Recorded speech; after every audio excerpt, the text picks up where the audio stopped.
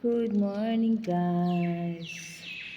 Good morning. Monday na mga medyo malamig. Magkape tayo, guys.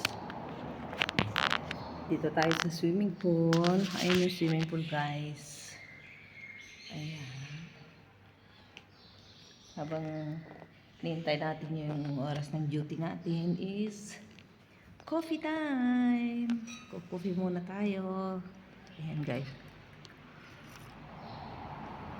Umuusap na kape.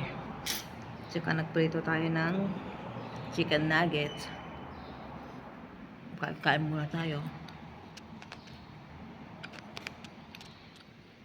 Kasi maaga tayong umalis ng bahay. So, dinala na lang natin yung kape at pinito na natin inumin. Yan, umuusap pa, guys, siya.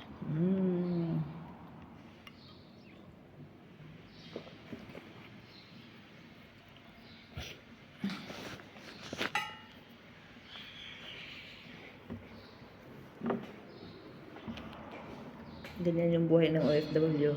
Pag madalian lang pwede yung anuhin pag maaga yung pasok mo. Nuggets na lang. Minsan noodles.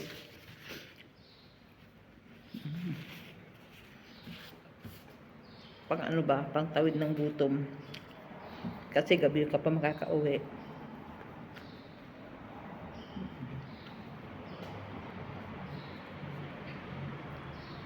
Tingtis na lang, guys.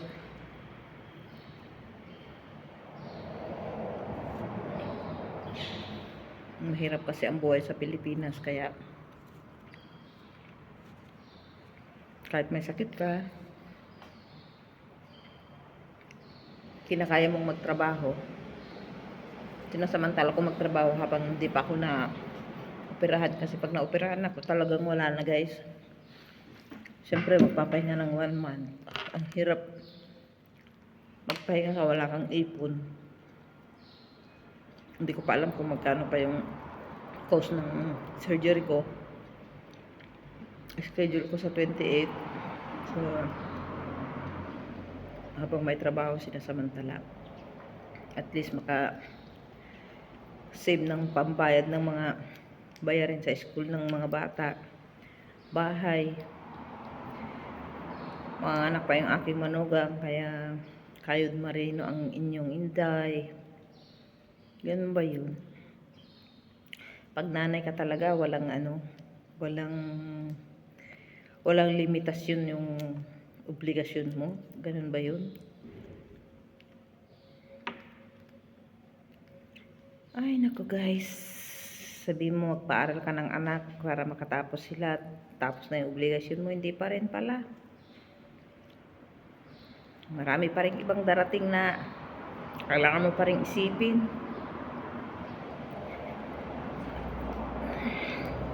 Tutusin din naman natin obligasyon, pero siguro ganun nga tayong mga nanay. Hindi natin matitiis ang mga anak. Kaya hanggat kaya ng katawan mo, kumikilos ka pa rin.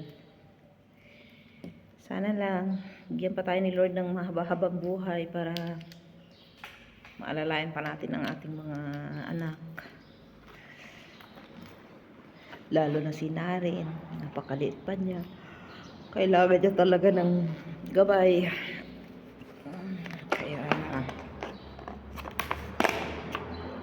inaano ko rin yung sarili ko. Talagang kahit pag maaga, hirap kumain. Kasi parang ayaw mong kumain sa umaga, pero kailangan eh. Kasi may maintenance tayo ng gamot. Gamot na pampatigil ng dugo. Ay, ewan ko.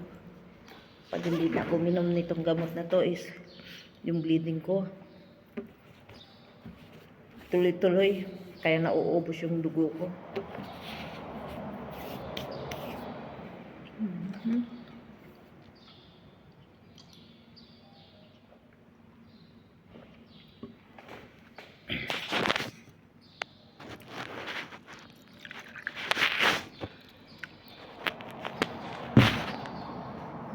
Sarap uminom ng kape, guys, pag ganitong malamig.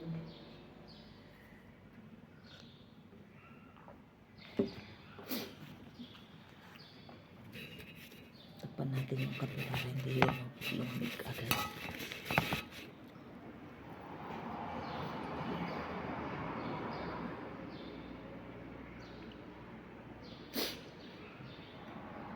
Okay guys, hanggang dyan na lang muna tayo. Thank you for watching.